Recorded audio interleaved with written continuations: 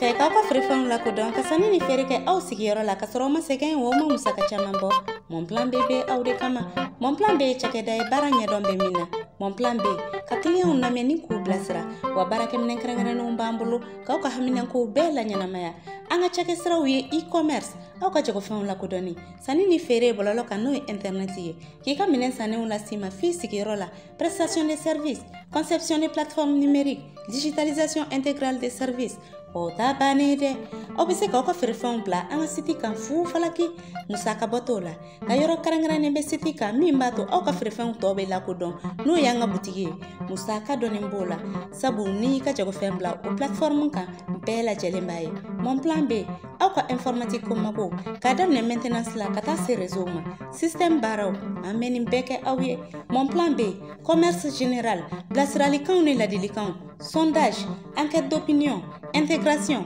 analyse et transformation de données. Monplan B, k'aw ka marché ko ɲɛnabɔ sariya kɔnɔ. Monplan B, ka sanni ni feere kɛ internet kan, teliya, nɔgɔya ani lafiya kɔnɔ. N'aw bɛ kunnafoni wɛrɛ nɔfɛ sa, a ye nɛgɛjuru sira banban 68 48 80 80 walima 73 73 33 40. Email info@monplanb.net. An ka site web sa o ye www.monplanb.net. Monplan B, lakana, jɛlenya ani teliya.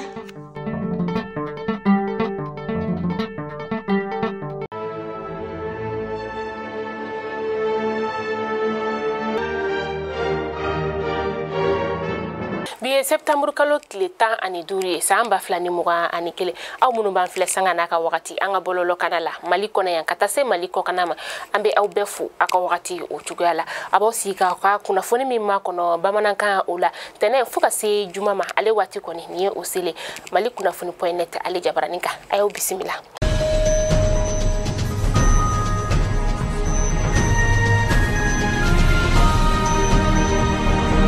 Kunnafoni daminɛla bi an bɛ taa an sɔngɔkaw olu fɛ yen nɔ kunfilanitu o kɔni yera an sɔngɔ o lamini na an sɔngɔ ale bɛ Gawo o mara la a yera dɔgɔkun tɛmɛnen na nin kunnafoniya in kɔni tiɲɛtigiyara kɛnɛya minisiriso o fɛ a yirala k'a fɔ ko a yera maa 2 o de la septembre kalo tile 11 tɛmɛnen na nka nin wagati in na maa 3 o kɔni bɔnɛna a nin na ka sababuya kɛ kunfilanitu ye maa 6 bɛ yen nɔ olu kɔni bɛ bɛrɛla nin wagati na u ka dɔgɔtɔrɔ ɲɛma n'o o ye an sɔngo dɔgɔtɔrɔ ɲɛma ye ale ye nin kuma in ni ka o kunnafoniya ka aw da dugulamaw olu kulo kan dugulamaw yɛrɛ olu kɔni sɛbɛkɔrɔ jɔrɔlen don kelen no ka welewele dabila an ka jamana marabagaw ma u ka se ka waleya sugu bɛɛ kɛ walasa bana in ale kana cari.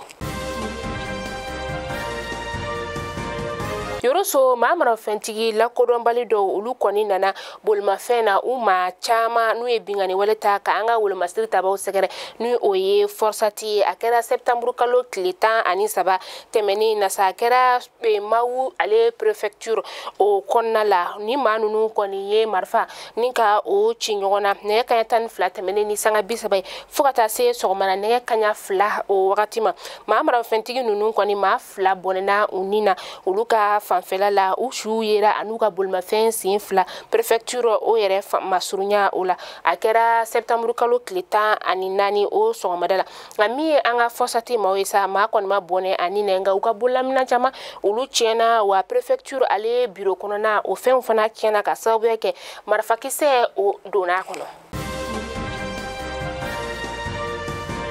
Coronavirus ale bana bɛ an ka jamana kɔnɔ hali bi ni wagati in na a yirala k'a fɔ ko maa minnu bɛ yen nɔ n'olu kɛnɛyara coronavirus ale bana na a maa bɛ t'i jɔ maa 14,188 na maa minnu bɛ yen nɔ ni olu tanyana sa maa 500 ani maa 43 maa minnu fana bɛ yen nɔ ni a bɛ olu la o ye maa 14,991 ye a yera maa 7 la ko kura ni kunnafoniya in dira amapu ale fɛ.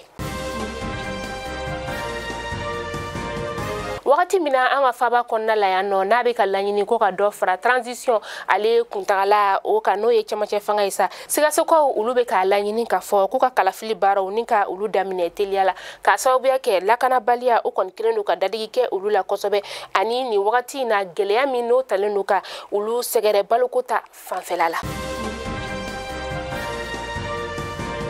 An bɛ taa ko kan kibaru la an bɛ taa laginɛkaw olu fɛ yen nɔ Alpha Condé ni wolomasiri tabaw ye dan sigi ale ka fanga la ale kɔni tun kelen don ka u ka siraw ni ka olu datugu u ka wolomasiri taba minnu ye dan sigi Alpha Condé ale ka fanga la tɛnɛn sufɛla la u kumana u ka jabaranin na n'u y'a yira k'a fɔ ko Alpha Condé tun kelen don ka sira mun datugu ka sababu kɛ lakanako ani kɛnɛya koɲaw ye sa ko ka sira ninnu ni ka u dayɛlɛ a bɛna daminɛ Senegalikaw olu ka jamana o la min n'o ta bɛna dayɛlɛ septembre kalo tile 24 nata in na.